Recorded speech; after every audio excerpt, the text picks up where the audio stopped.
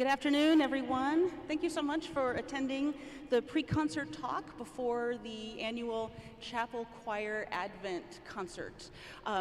This is a really special concert for us today because we are premiering a brand new work. We commissioned both poetry and music, and we're so excited to present it to you today. So, also excited to have with us Euan Tait, who is the poet of this premiere choir. This is Euan, by the way. They're just meeting him today. And Shawn Kirchner is the composer. So I thought we would just kind of chat a little bit about the genesis of the work and maybe give you some ideas of what to listen for or what to look for as we go through the music. Shawn, you actually brought this idea to us. You knew us at the chapel already because you'd written a commissioned piece for us or several before, and then you brought this to us. Tell us about what you were thinking and why this was important to you.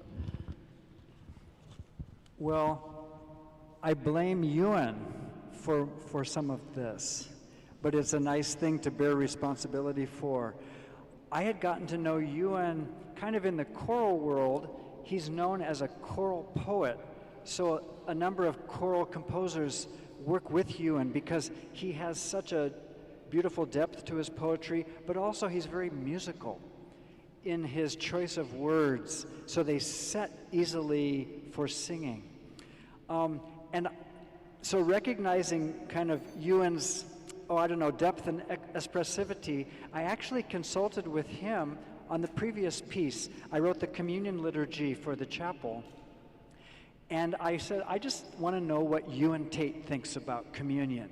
When he takes communion, what does it mean to him? Because he has the gift of seeing deeply into what things are and what they can mean. So we had a Zoom during the pandemic because you had time to make new friends during the pandemic. And Euan felt inspired during a conversation and thought, well, I think I could write poetry for some of these ideas. And so it felt a little bit audacious to present it to the chapel, but I said, next time I speak with them, I'll just slip it in at the end. And so at the end of our Zoom to plan the communion liturgy, I said, by the way, Euan and I have thought that we could write a companion work, an a cappella work related. And so without batting an eyelash, the word yes was uttered. And so it set into motion this piece. With a little bit of a thematic change, Princeton had hosted a conference, and the theme was New Heavens and New Earth.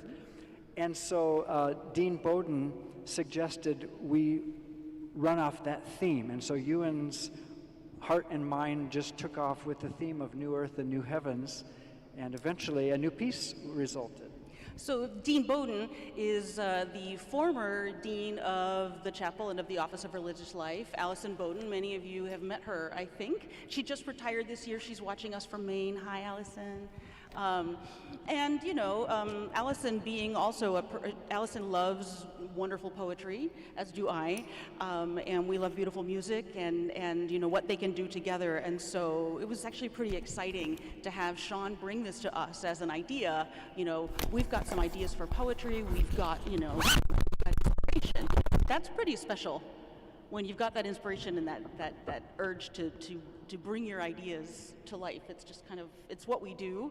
And I'm thrilled that the two of you, brought it to us. It's been pretty wonderful to live with and grow with. Euan, tell us what you were thinking as you wrote this poetry. I think for me, my response to Jesus is an intensely personal one, and so it's kind of like, I was explaining to Shawn there that when I draw my poetry, it's like drawing it not from a well, but from a flowing river. Scientists here, if you have any oceanographers among you, you'll know that rivers flow separately within the sea. So you dip, you bring up a bucket, and it's so my faith and my prayers and so forth are a constantly flowing river.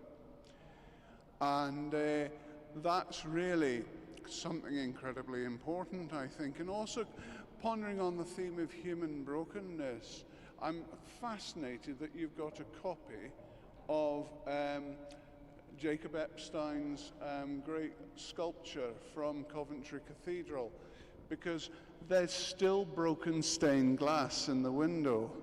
There's still broken stained glass in the window. And the theme of human brokenness and healing, and the idea of the divine not separate from us, but going down into the heart of us so that we can't be alone. And I think that's one of the meanings of the crucifixion. I may have strayed a wee bit off topic here, but what I'm trying to say, which I often do, but what I'm trying to say, that every poetry has to be a personal act of praise, but in the collective love of humanity, which sounds ever so cheesy, doesn't it? But what I mean is, it's an act. Right, we're your fellow pilgrims. We're not separated from you. We are your fellow pilgrims speaking for you. And great music, I mean, that Bach, you know, and I did just check that I'd written one for Shawn and not the Bach, so that's fine.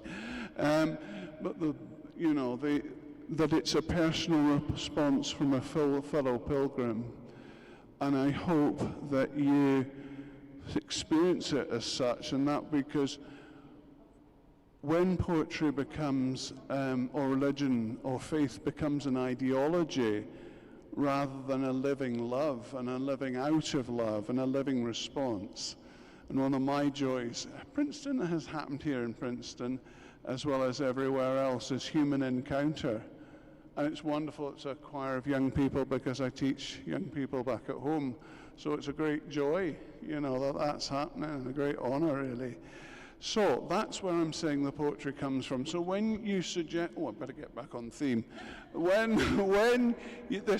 we had this conversation, I thought, what happened was Shawn reached into that river that's already there. I'm profoundly moved by the humanity of the Nativity. I'm profoundly moved by the humanity of the washing of the feet. You know the story of the Samaritan women. How did Jesus know that she was going to be there? I doubt he'd even seen the place, but the thing is, his heart heard it.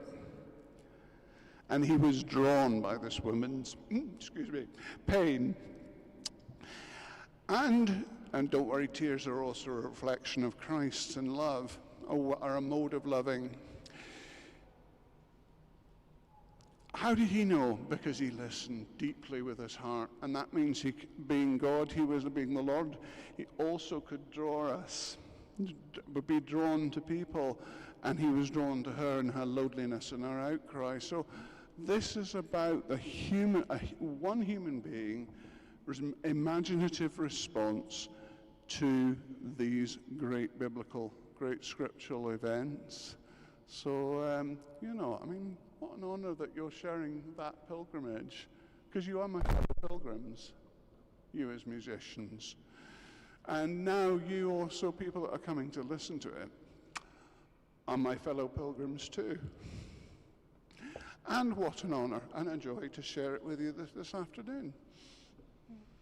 You said tears are a form of living, and I have to confess that when Shawn delivered the completed piece to me, I sat down, I printed it out, sat down at my piano at home and started to play, and I was already crying by like page 10.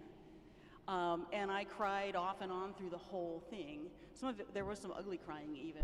There is something about the humanity and the intimacy that you created in your poetry, and then the way that to me, it feels like, Shawn, your music is very precious. It's just, I mean, usually when people say, oh, that's just precious, that's not a good thing.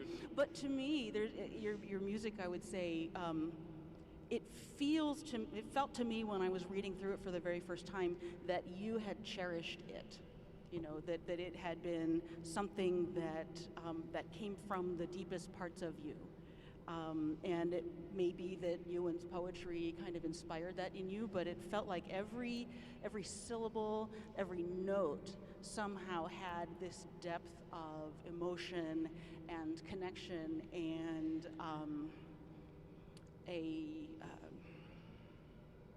just a very real humanness that sort of spoke to the real humanness in me.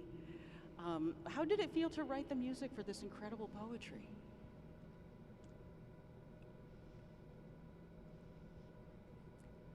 I was telling Euan at breakfast this morning that I had talked about Sylvia Plath and Euan Tait in the same breath, I think when I was speaking with the choir for the first time. I love Sylvia Plath's poetry because I feel like she chooses her words so distinctly. The adjective, the verb, and there's such a distinctive point of view. And so when I've set her work, I feel like it's easy because it's so clear what she is saying. And I think I had a similar feeling with Euan's work, that it's so clear what he was feeling and wanting to say, that it's not like I have to invent anything. In a way, I like to use the metaphor of stained glass for this process. It's like I just need to be the stained glass that his words shine through, or his words are the stained glass. I just have to find the right light to illuminate it. But it's not like I have to try hard. And I think I wanted to just show a little bit of musical things during this talk, because I think the composer Radovan says in advice to young composers, pay attention to the very first ideas you have, because often that's where the good stuff is. And I think when I first looked at Euan's first lines, light sweeps in, window to window, I think that was enough for me just to have ideas.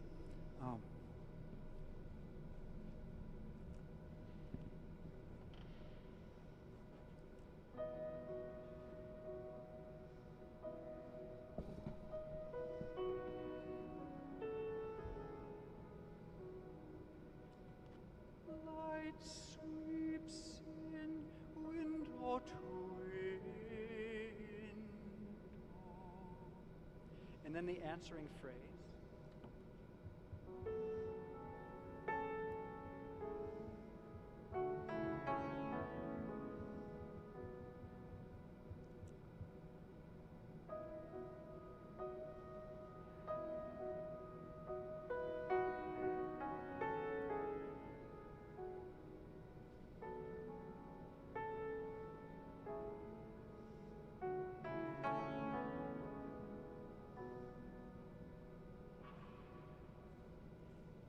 And in a way, the whole piece just unfolded from that.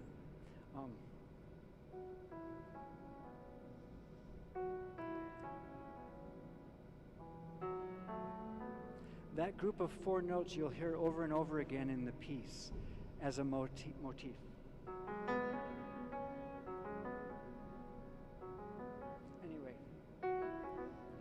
Anyway, I guess it felt a little bit effortless, although it must not have been effortless because I was a little bit late delivering it. So there must have been a lot of effort also.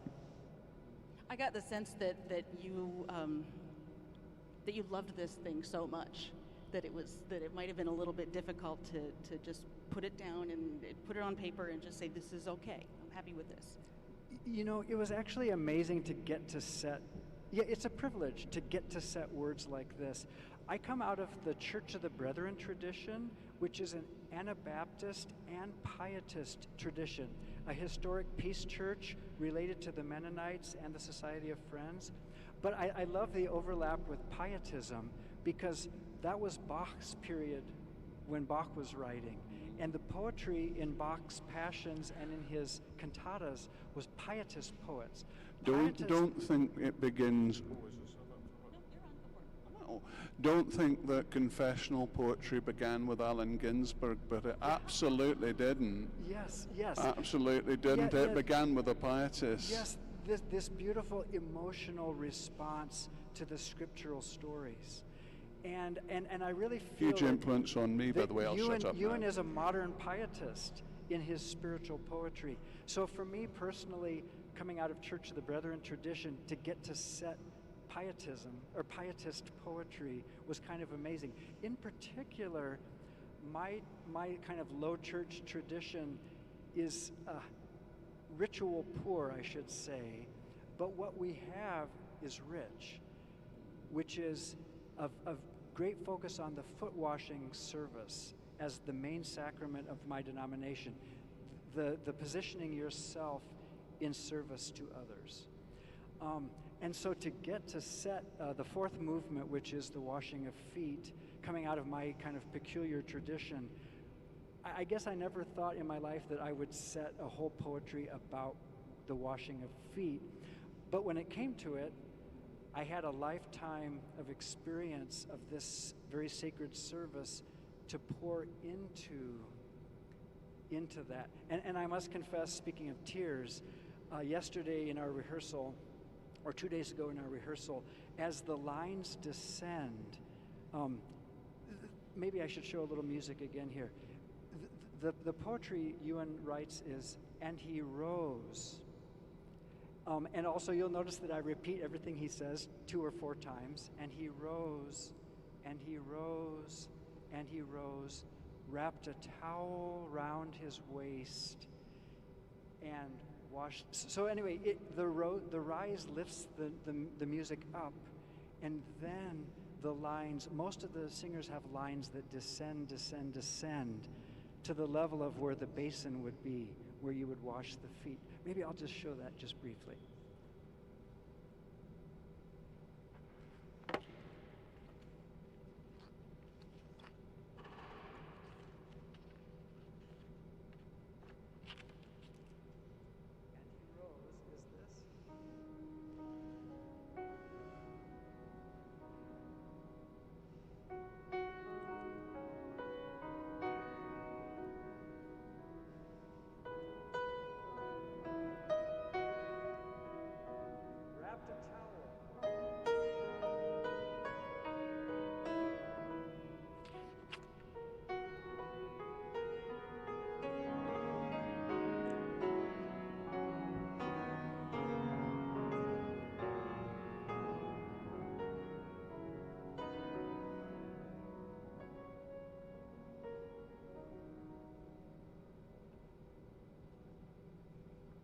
So some of the vocal parts get to descend more than an octave as they prepare to serve.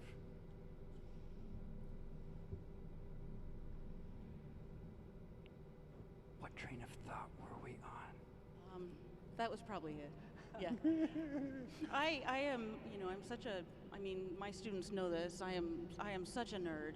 I am such a music geek. I am such a, just this whole process of starting this piece of music from scratch and having no preconceived notions whatsoever. When we do Bach, I studied Bach so much. I've studied Bach with lots of really great Bach people. I've read all the Bach books, So I come with ideas and with also some expectations, I know, like in the cantata that we're singing today, there are going to be those pietistic texts in the middle movement that are really about, the individual believer's response, plus the outer pillars that are the chorale tunes and basically kind of provide the orthodoxy. This is sort of the Lutheran tradition that I came out of, actually, is that combination of the orthodoxy, which is very, handed down, and the pietism. Now I've forgotten my train of thought.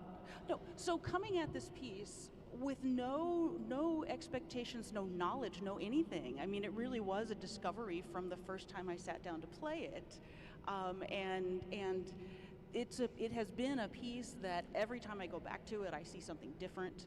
I find some new thing in the poetry or some new thing in the music or the way that they mesh together that has been, it's just sort of satisfied my inner, scholarly but also creative, nerdy self. I had a question for you, Euan. We were talking about this. Being a nerd is fun, by the way. Okay, good. I speak all right. with experience. Okay, excellent. So we got just a whole panel of nerds up here for you. I hope that you feel seen, my fellow. I interrupted you. No, not at all. One of the things that we talked about in this poetry is that both times that you refer to Mary, the mother of Jesus, you call her the woman. Joseph gets a name. Mary does not, and we were wondering what you were thinking when you decided to do that. If it was sort of there's some alliteration that came out of that, or if it's something else. Maybe it's my passion for watching films, you know, that sense of cameras panning back and doing that for a really good emotional narrative underneath. Joseph I'm very touched by because his silence is very, very telling. You know, that beautiful biblical description of his insecurity as a person when he thinks that Mary's become pregnant outside of their relationship, which of course in a sense she had, and he gets understandably desperately insecure about that. But what is most moving about him is his good, decent beauty as a human being. And as the camera, as it were, the camera of the imagination and the praying self pans round, and there's that sense of withdrawing far back into the distance, and there is the woman. And maybe the word the woman, rather than calling her Mary, is about emphasizing the power of her humanity, calling her a woman to be honored and respected and loved. You know, I mean, I come from a different tradition to you, but in my tradition, I'm Roman Catholic, but originally Scottish Presbyterian, as it happens. But there we go. I think that's Our Lady that did that. You know, Our Blessed Lady becomes somebody you have an incredible relationship of affection with and honor. You know. And therefore, I just wanted us to draw back and just see her as this woman on a hill, very, very vulnerable. My goodness, I talk about fear in this, but my goodness, how, and the idea of feet, walking feet as pilgrims is very important. So that's really where that perception, that perspective, I think, when we write anew as composers or poets or artists, you know, when we create anew, and never forget every performance you give of a work is a totally new creation of it. You are going to be singing the Bach tonight as if nobody else had done it ever before. It'll be your creation, your creation. Nobody else has done it like you, because nobody else has had your life experience and the power of that life experience and the power of that pilgrimage. So you will be speaking through that experience and that unique humanity that each one of you carries, but it's not a burden, it's a glory. And so, as I say, my main job as an artist is to bring out the humanity of these situations, because scripture, any geologists in this choir? No? Any geologists? No, okay. Well, I have this sense that every interpretation is like a geology, or the scripture, the reason the word is living is because it has so many layers of meaning. And I talked about the river of creativity and the lake of tears. We all got that lake within us that we draw from. It's our pain and our wounds. But we've all got that energy, that fire of perception that comes from our inner fire and the Holy Spirit that burns within us, or however you choose to however you express that. But I think my passion is for keeping poetry personal and my faith personal. And if I can speak with authenticity, then it will speak authentically to you, or not at all. Then you will sing from that incredible humanity, which I see before me, you know, which I so honor. I'd like to jump in on that idea just to help break open the piece a little bit before you hear it for the first time. The idea of the revelation image of new earth and new heavens, which was kind of the new assignment for the project. It is so amazing how Euan has his poetic and spiritual imagination has kind of turned things upside down in the text. And I want to just highlight a couple of these that you'll be hearing soon.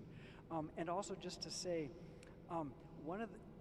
sometimes when I talk about being a composer, I talk about it being holographic thinking, because we're creating wholes, we're creating spheres that are kind of multidimensional. They're intellectual, they're emotional. They happen in time, but every part has to belong to every other time. So you can write them out of order, because every part belongs to the whole, and in a way you can unlock the whole from even a single portion of any moment. And so the third movement is the Nativity. We talked about Joseph just a moment ago, but Euan takes the story, and there are no angels in his Nativity anew. There are no angels, but what there are a multitude of shepherds. You know, most little creche scenes only have a handful of shepherds, but in this poem, they come down by the hills, and they're thousands. Can't have too many shepherds. Imagine 1,000 shepherds stampeding the stable. And so one of the first musical ideas I had was coming down the hills in their thousands. Da da da da da. Coming down the hills in their thousands. That was just a little idea that my brain got. And later on, you can kind of reinterpret what you had in mind, because I think of the angularity of those phrases, and I think I mentioned to the choir the other night, it's like elbows and knees. When somebody's running, you're really aware of the bending angle of elbows and knees, and so maybe you can imagine.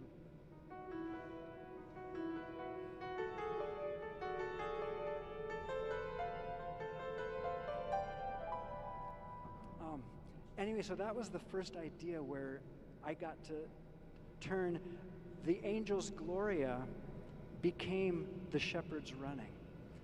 And I think it's just a wonderful revelation application of finding the heavens in the earth. We don't need the angels. The shepherds become the angel's Gloria.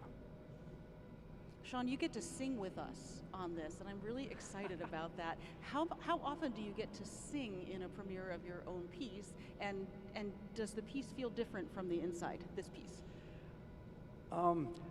I was composer in residence for the LA Master Chorale for a number of my kind of big premieres, and so I definitely sang from within the choir. So I'm pretty used to, it's actually more rare that I'm not in the performance.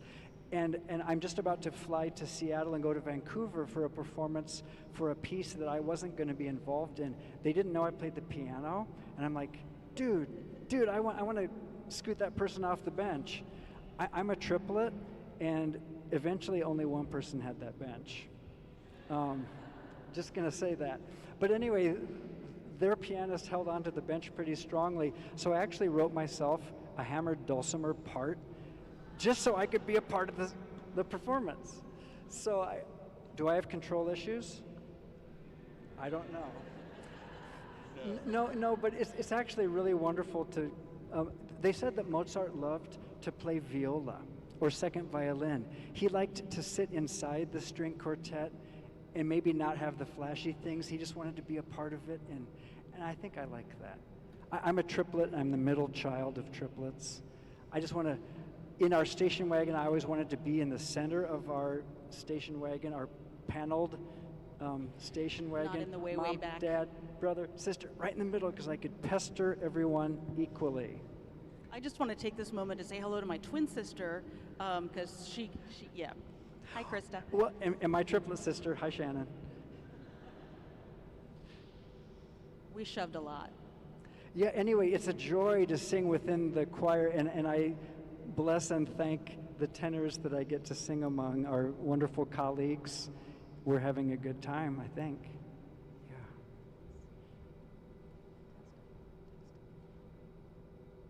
What haven't you told us?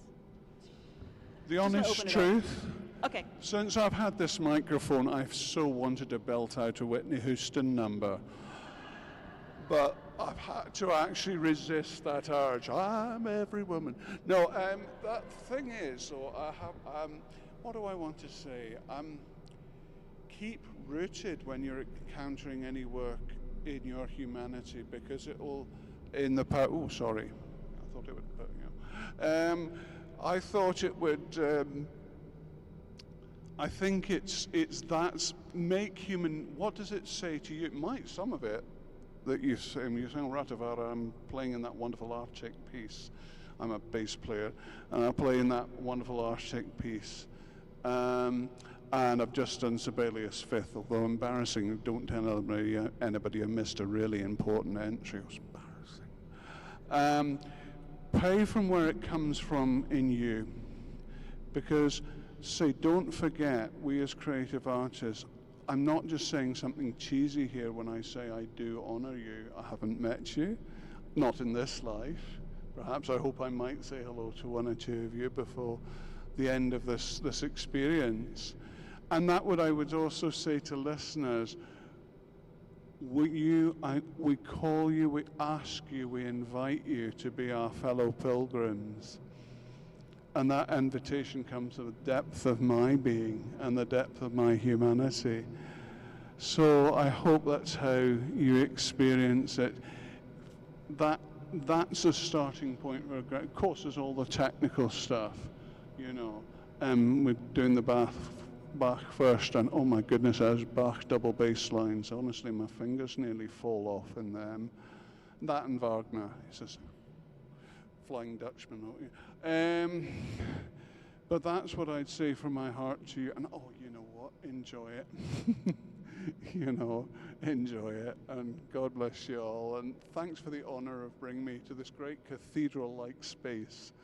It's one of America's great cathedrals, I think. Glorious, glorious 20th century Gothic. It's fun. And it may be technically brilliant, but my goodness, Gothic is such fun. It dances. This building dances around you. So enjoy it, and God bless you.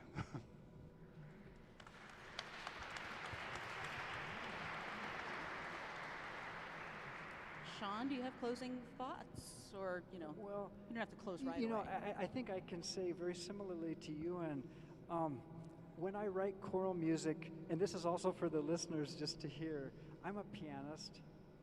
I've played Bach my whole life, which means many lines happen at the same time. They cooperate, but they do different things. And I betray my origin as a pianist by dividing the choir into 6 parts. So it becomes a challenge when each section, soprano, alto, tenor, bass, has to cover extra parts. But I just can't, when you imagine a greater soundscape, you just want to make it possible. Maybe just to show you one last thing.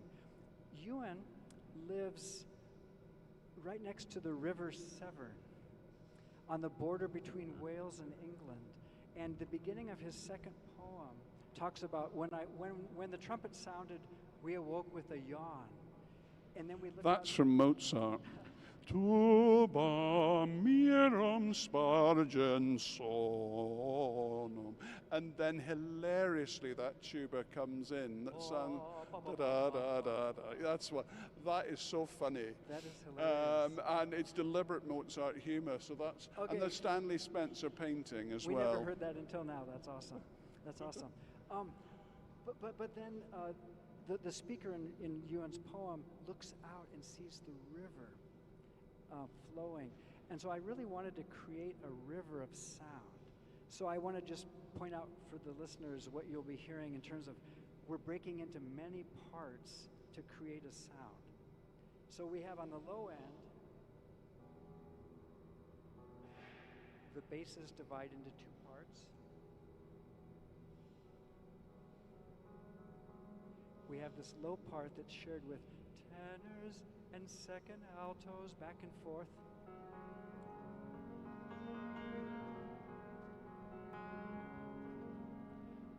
Atop which floats the melody like a swan. So we're being the swan feet paddling along. And so I'll just let you hear just briefly how this main theme sounds with all the parts that make it.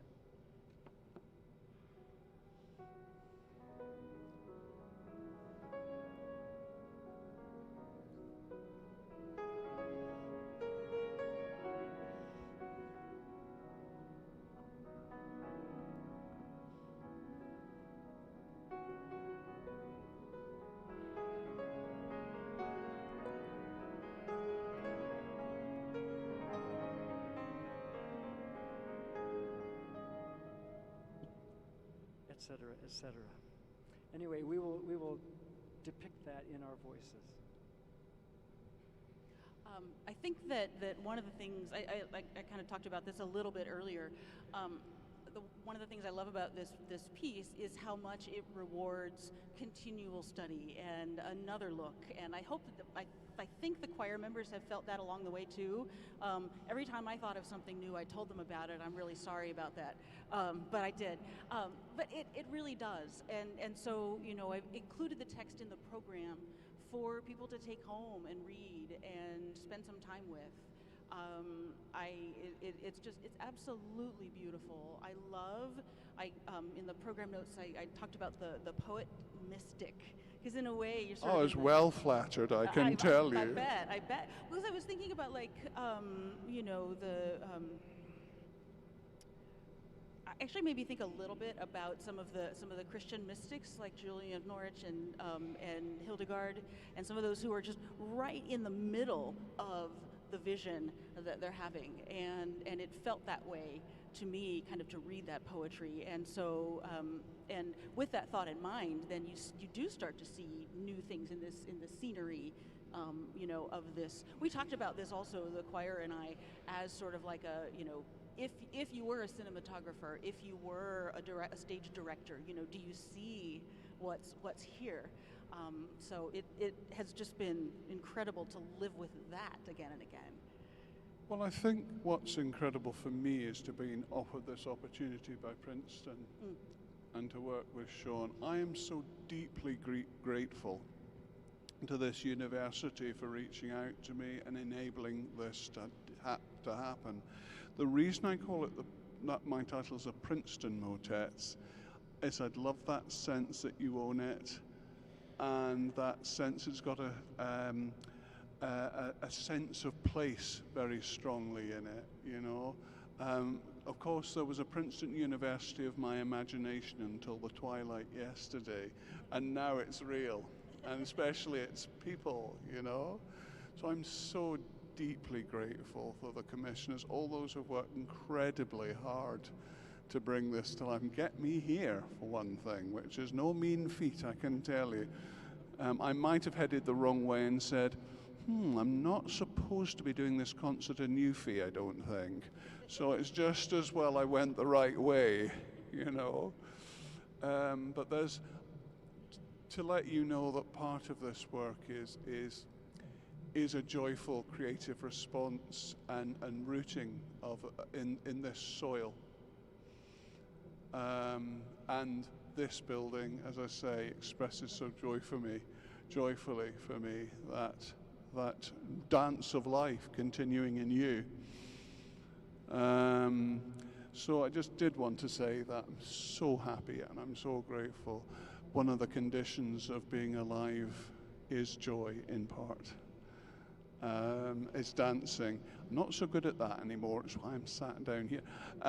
But I do, on the other hand, you know, feel that joy here and the beauty and the gentleness and the love of the welcome. So, as the Welsh say, diolch yn fawr iawn. And I want to add to that, benedicción a chi, which means thank you very much, blessings to you.